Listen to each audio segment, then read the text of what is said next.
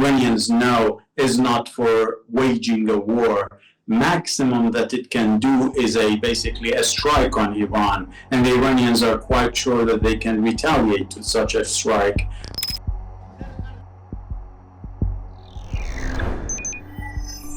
Well, we don't exactly know.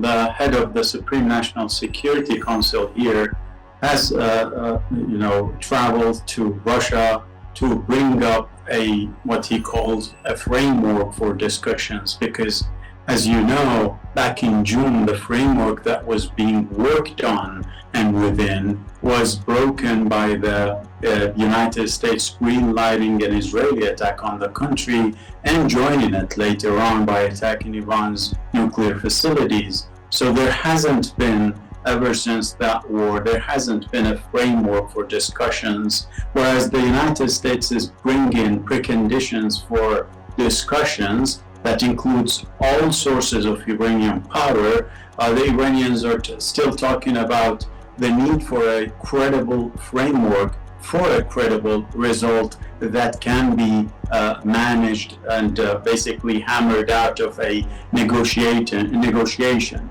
The gap is so huge because the United States is basically demanding Iran to give up its it goes in two different directions. The first is, and which is the preferred one, is a diplomatic framework within which the Iranians can sit and basically discuss what a deal can basically be moving forward.